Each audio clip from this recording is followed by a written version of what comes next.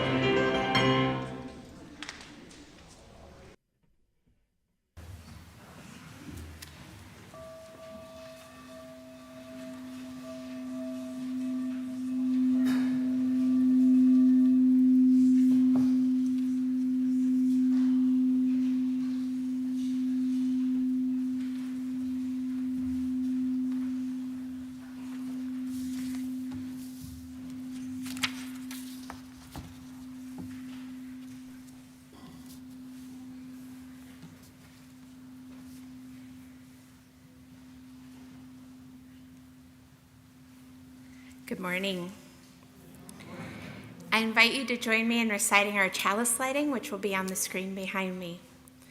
We light this chalice with joy for the seedling, with hope in the budding blossom, with delight in the blowing wind.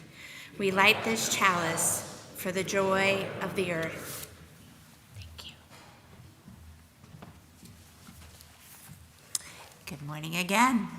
And welcome. My name is Alicia Rosselot, and it is my pleasure to welcome you to St. John's Unitarian Universalist Church. Here we offer a community of hope, a community that can journey with you through life. You are welcome in this community, no matter what identity you hold, no matter if you have documents that don't speak to your gender identity, or if you don't have documents at all. You are welcome here. You are welcome here both in person, and we value the racial, economic, cultural, age, physical ability, sexual orientation, and gender diversity, or all of our members, friends, and visitors in person and online. There are many great things happening at St. John's. Please review your order of service, and you may want to check out the TV in the lobby or bulletin boards in our fellowship hall. Now, if you could put your phones into church mode, and again, welcome to St. John's.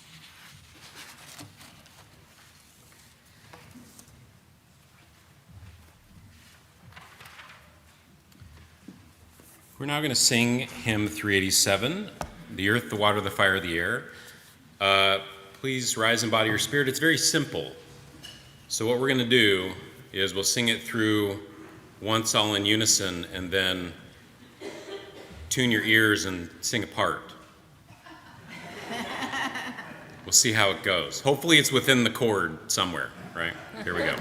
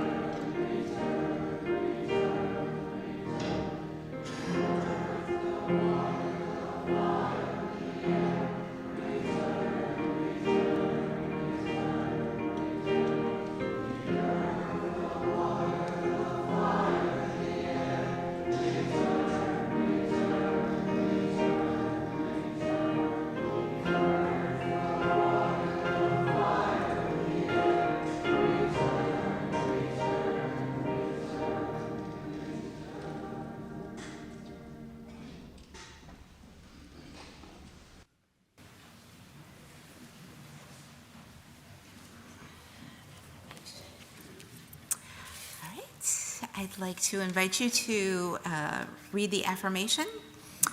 This is the mission of our faith, to teach the fragile art of hospitality, to revere both the critical mind and the generous heart, to prove that diversity need not mean divisiveness, and to witness to all that we must hold the whole world in our hands.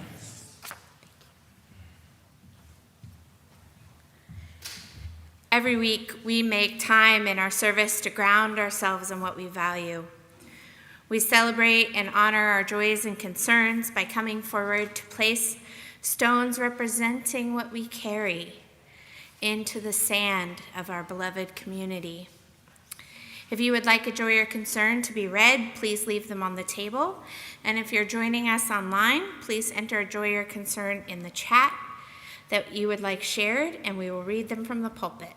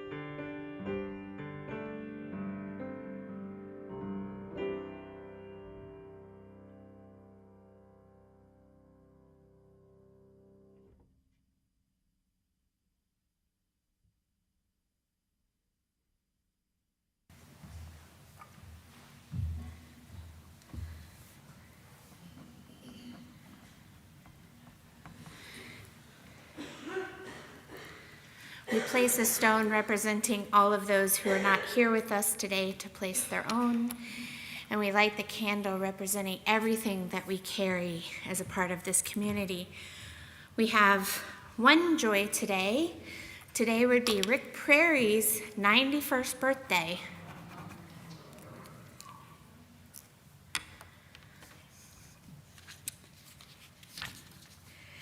I invite you into a spirit of prayer and meditation with these words by Laura Bogle. We gather here to remember this is our home, but not just ours.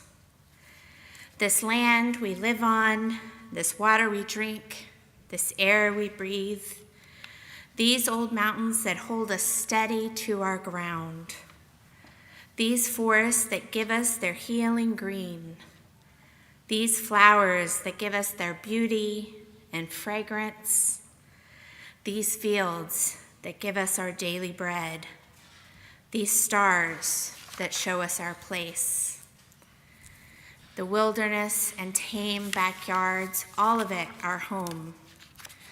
We remember the ancestors who have lived on this land and who have shaped it, the Shawnee, the Lenape, the Miami, and Wyandot, the settlers, the mountaineers, the farmers, the hunters, the immigrants, the artists, the families, the explorers, the business people, the engineers, the builders, the scientists, the teachers, the workers, the leaders.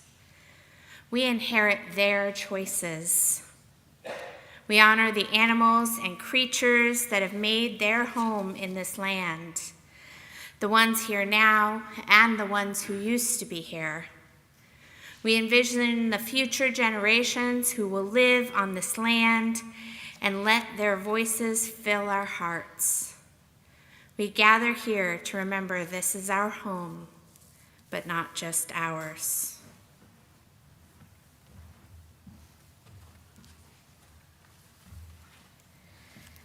Our story for all ages today is a special one that I hope you will enjoy. We need a couple more volunteers. I need somebody to be Jupiter and somebody to be Venus. David? Anybody else? Oh, Joetta. Joetta's so excited. You want to be Jupiter or Venus? Jupiter? Jupiter, all right.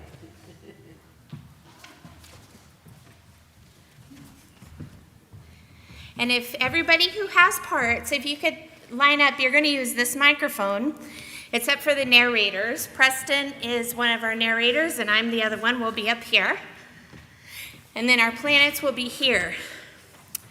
On a regular basis, once every 5,000 years or so, all of the planets, and I'm sorry, I should have called the children and anybody who would like can come forward. There should be chairs so you can sit so you can see everybody. Once every 5,000 years or so, all the planets in our solar system get together for an interplanetary conference. They generally have a good time, and even little Pluto attends.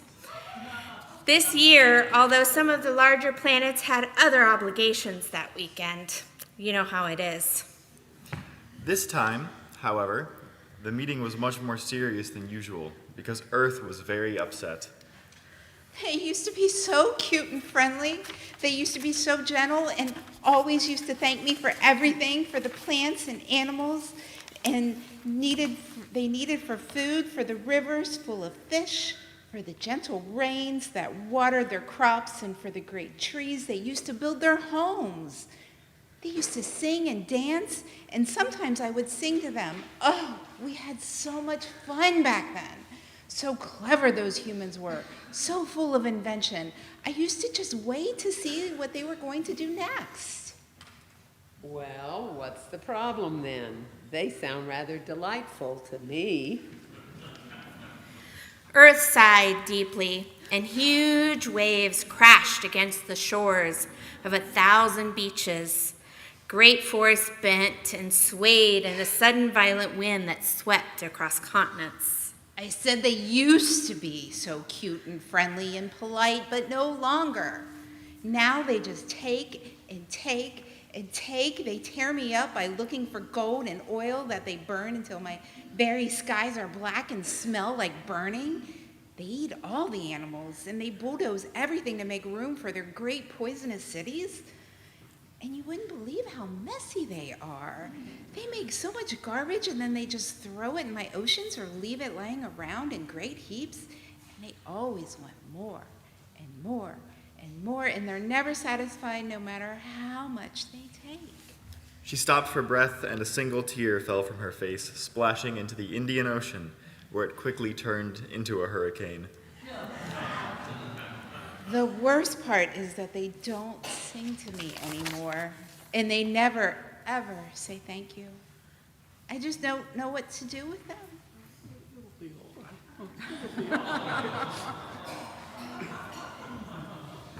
Earth. As you know, I have some experience in these matters. I'm Mars. You may remember the trouble I was having with those little green creatures that used to live on me. You know, the ones that called themselves Martians. Well, they did the same thing. Their greedy tentacles grabbing everything in sight. And I gave them several opportunities to straight up, but they didn't listen. Those ungrateful Martians are all gone now, and good riddance. Tough love, I call it. If you want my advice, just shake them off like they're fleas, like the fleas that they are. Freeze them with an ice age, drown them in floods. You'll soon forget they were ever there.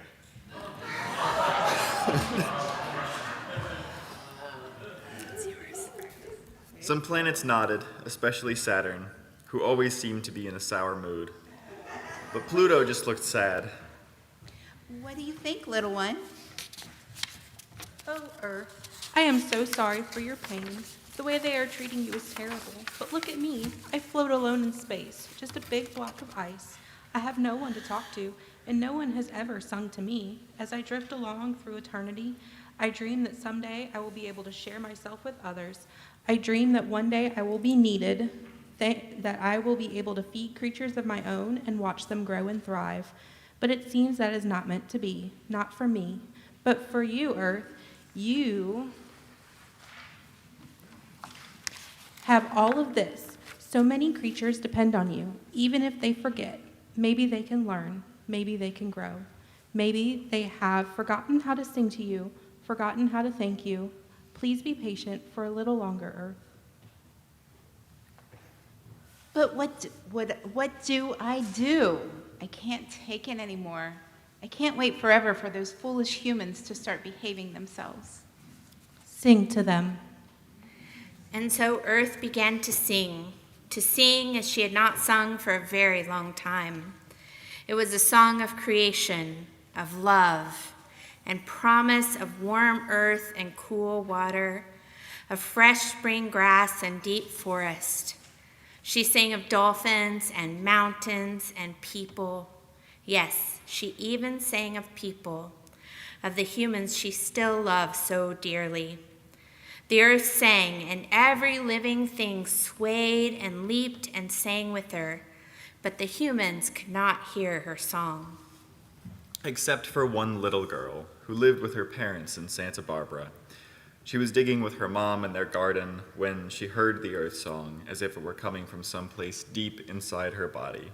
She heard the earth singing. She could hear the song of the trees, the flowers, and even the whales in the ocean. And suddenly, she felt like singing too. She sang with a strange smile on her face, and her mother said, "What on earth has gotten into you?" "Mom, I don't think we do a very good job with our recycling, and I don't think I need to ride to school anymore. I think I'll start riding my bike." "What brought all this on?" And the girl, still humming to herself as she planted more seeds, said, "I just remembered something very important." Earth smiled, and everyone in the world suddenly felt a warm breeze lifting their hair and touching their faces as gently as any mother's hands. The end.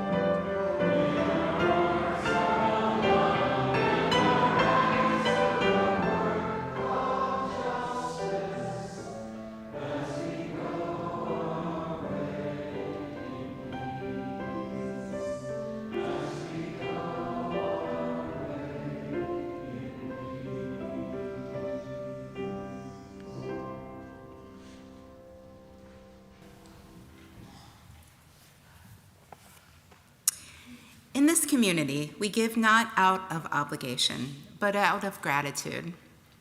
We give to sustain what we love, a place of reflection, justice, music, and belonging, a place where questions are welcome and everyone has worth.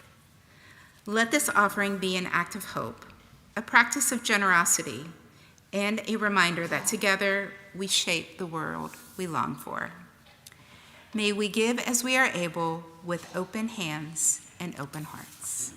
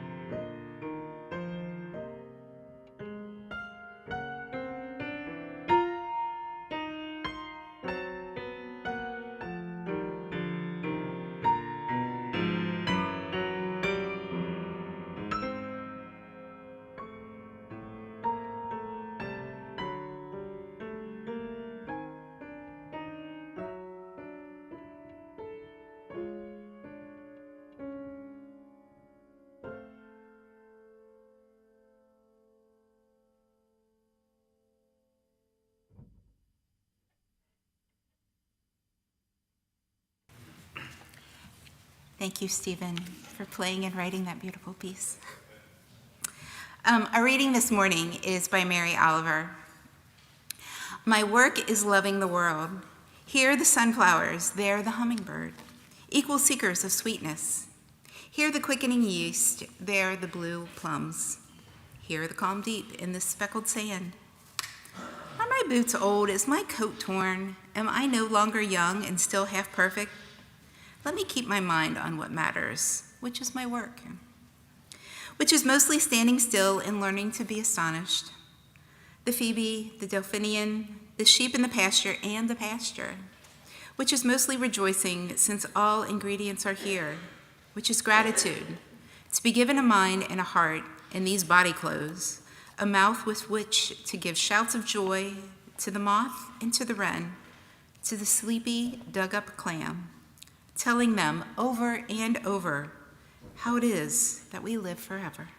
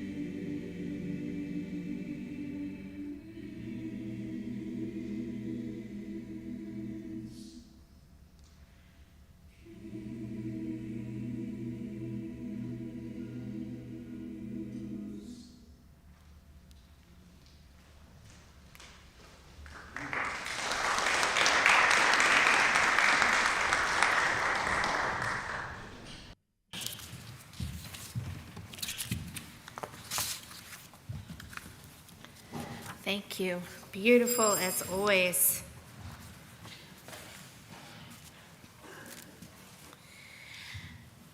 Many years ago, I was doing an internship in California.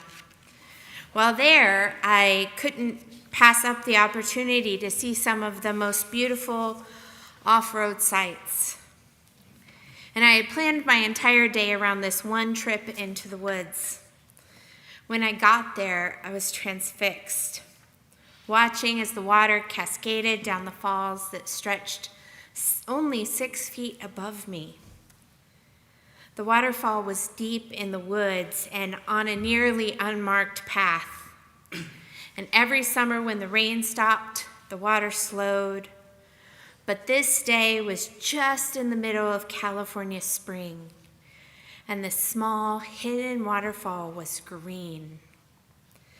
The trees arched over the water as if they too were eager to be close to this source of life. I sat by myself and watched for hours, lost in the sense that I was in a place that was unspeakably magnificent. Have you ever experienced that? A moment so filled with wonder that you couldn't even describe it?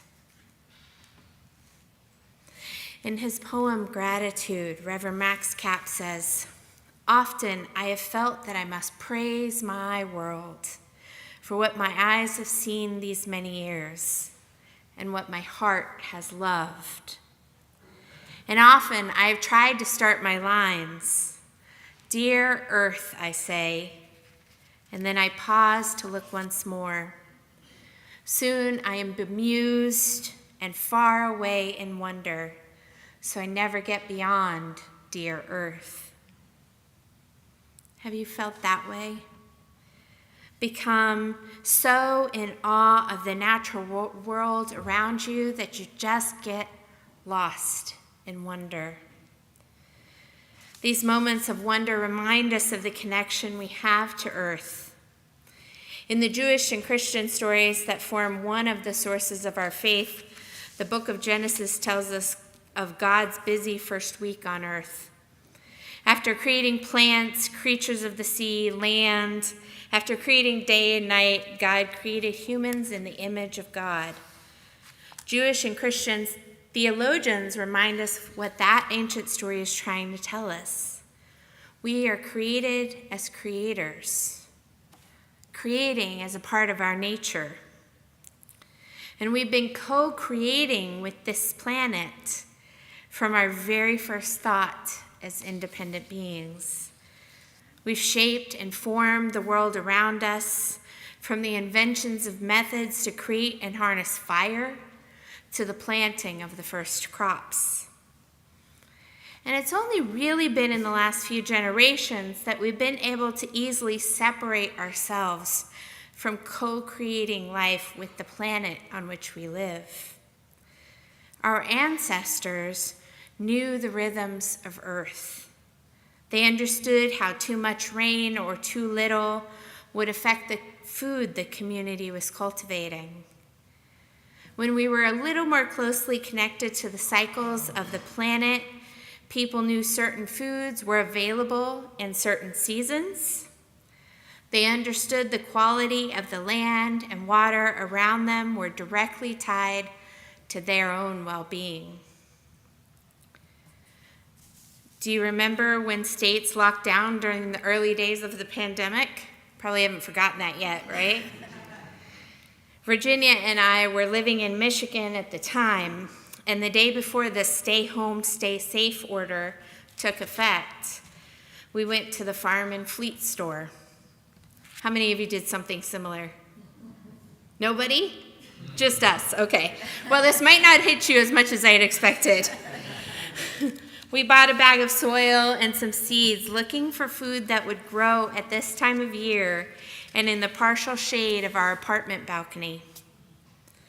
We had grown a garden before, but hadn't intended to plant one while we lived in that small apartment for just 1 year in Michigan. Yet when things became uncertain around us, we reached for seeds, for earth. It gave us comfort to think we might be able to spend some of this time co-creating, nurturing life when we were surrounded by fears of disease and death. Did anyone plant things that year or create sourdough starter? I heard that was very popular. Did you take more hikes or do anything else connecting you more deeply to life? Yeah. On a deep soul level, we know that we still rely on earth just as much as when we grew our own food. Even during the height of the pandemic, there was food available at the grocery stores, but some of us felt pulled to join with earth in producing what was needed to sustain life. In many ways, we've created layers between ourselves and the planet. On a day-to-day basis, we've forgotten that connection because we can go to the store on a whim and grab avocados that don't grow here. We can pick up ground beef even if we and our neighbors don't have cows and our children aren't sure where hamburgers come from, and we may not be ready to explain. We can get bread without growing or grinding wheat or understanding how yeast helps it to rise. As a population, we've grown large enough and our systems have become connected enough that we no longer need to individually grow and hunt our own food or create our own everyday objects. I'm feeling pulled to mention this isn't a sermon about tariffs, so I acknowledge that tariffs impact the access to all of this, and we're going to move on. But when the world becomes uncertain and unclear, we remain creators. We plant seeds, we draw, we make music, we bake, we tend to animals, we nurture our children, we crochet. Many of us choose to reconnect or deepen our connection to the world around us. And as Unitarian Universalists, we know that we honor the interdependent web of existence and we acknowledge our place in it. And there can be something about digging our fingers more deeply into the web of life that is reassuring.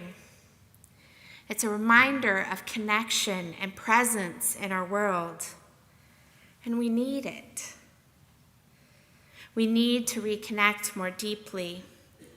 What we do in the United States, what we choose, affects the climate, in turn changing the weather in Europe and impacting the land, the plants, the animals living across the world. Our desire for foods that are not easily grown here at all times of the year impacts the lands, plants, animals, and people of South America and other regions, both positively and negatively. We are connected to one another and to the earth which supports and sustains our lives in ways that we can barely begin to fathom. And just as we need the support of earth to live, earth needs our support and care to sustain humanity. We are called to celebrate this planet with joy, and we are called by the future to protect it. To do both, we must connect more deeply with earth. That's going to look different for each of us. Some of you might plant and grow something at home, or take some time to dig your fingers into the soil around you. Learn what plants grow in this area. Learn to identify birds as you take daily walks around your neighborhood. Pay attention to weather patterns and their impacts on the web of life around us. Consider how a rainy day holds different meaning for a homeless person, a farmer, a daffodil, a fish, or a waterfall. My beloved spiritual companions, in this uncertain time, I encourage you to remember the lesson from the ancients who taught that we are created in the image of a creator. It is our nature to work with the earth to bring it to it something that didn't exist before. Take time to connect to the world around you. We need to be reminded of the care provided by this planet and creative in the care that we provide to it in return. May we find moments of joy on the journey. Blessed be. Amen.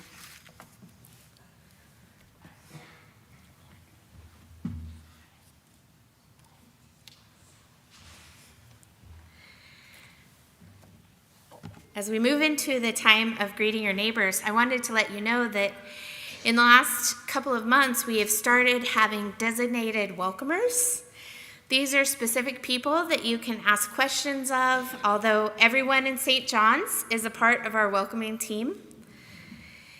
Do we have any welcomers in the room? Could they stand up today? Or raise your hand, or both? They usually wear Ask Me buttons, right? Yep, David's wearing one. And we also had a special request for Greet Your Neighbor this Sunday in honor of International Workers' Day, Primero de Mayo. We are going to share some trade union slogans. You should see them in your order of service. I invite you to pick one that speaks to you and reflect on it with your conversation partner or partners. Just a couple of the first ones. I won't read the whole list. An injury to one is an injury to all. Solidarity forever, for the union makes us strong. Jails can't hold the CIO. 8 hours for work, 8 hours for rest, 8 hours for what we will. All right. I encourage you to speak to someone you don't normally speak to and listen for us to call you back for announcements.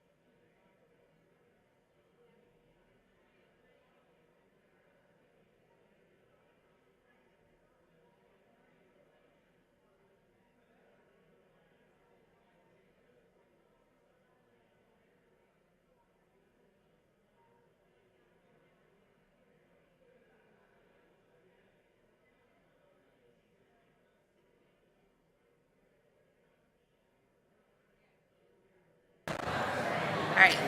And we're doing good on.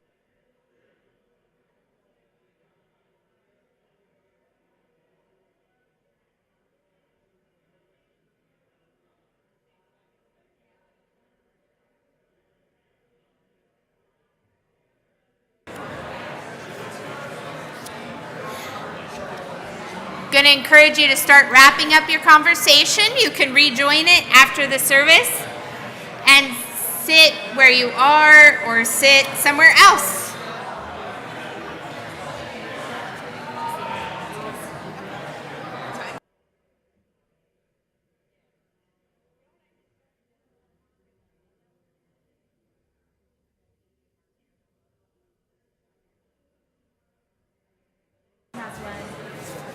Claire has one right there. And Claire has one right here. Go ahead.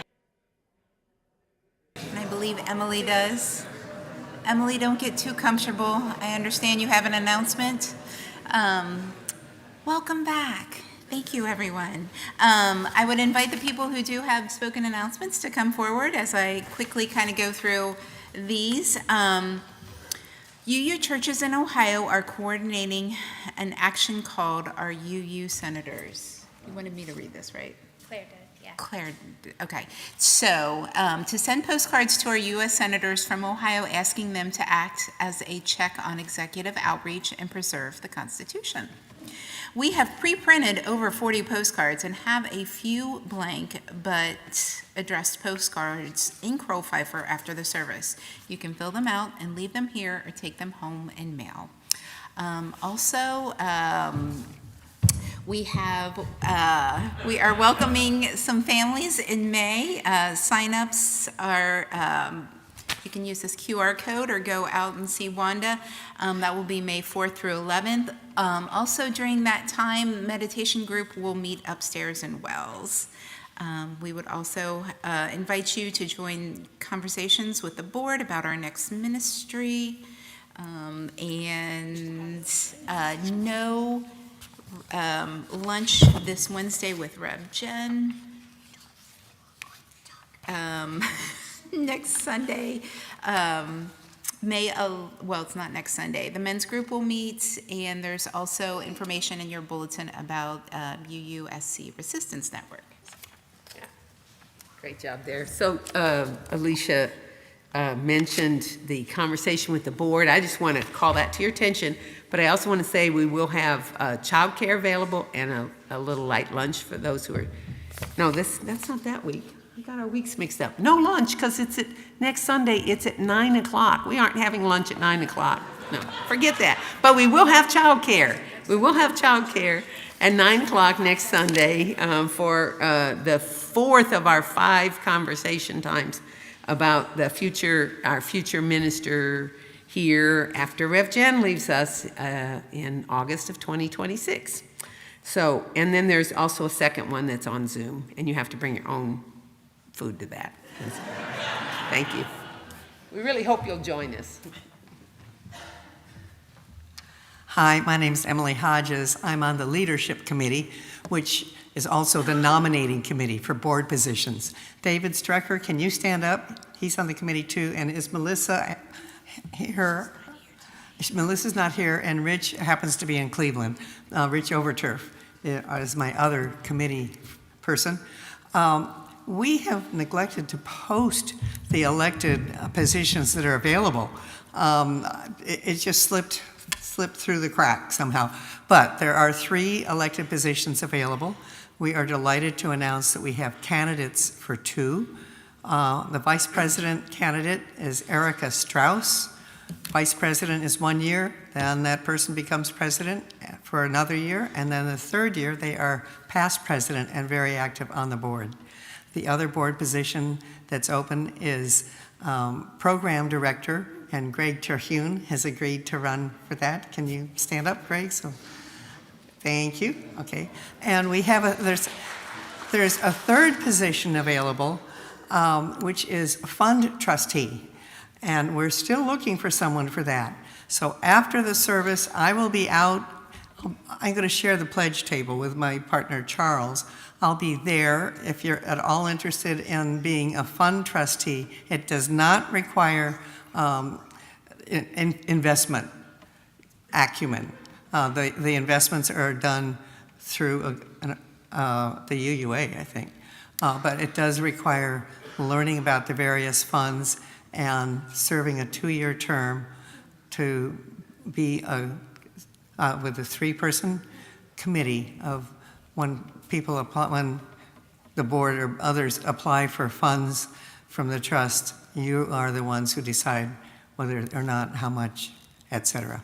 So please see me after service, and I thank those, if anybody else is interested in running, we are a Democratic organization, so you can also run for the positions for which we have candidates. But thank you so much.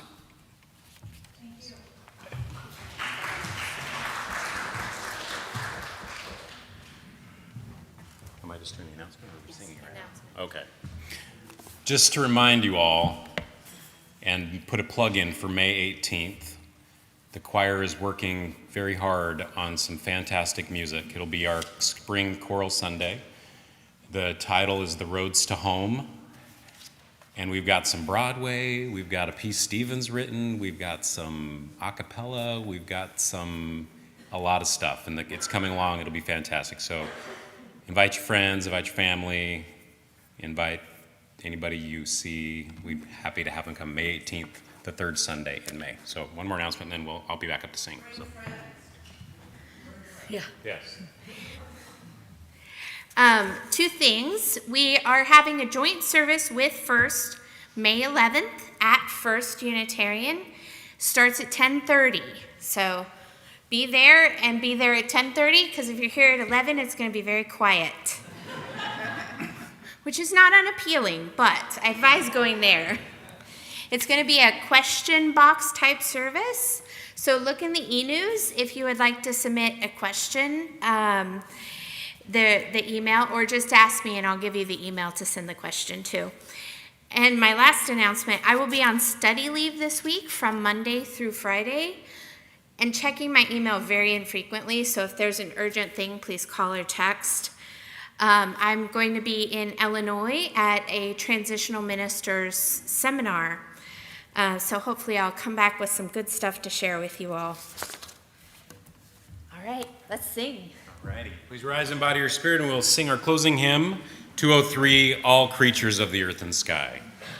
And fill the space.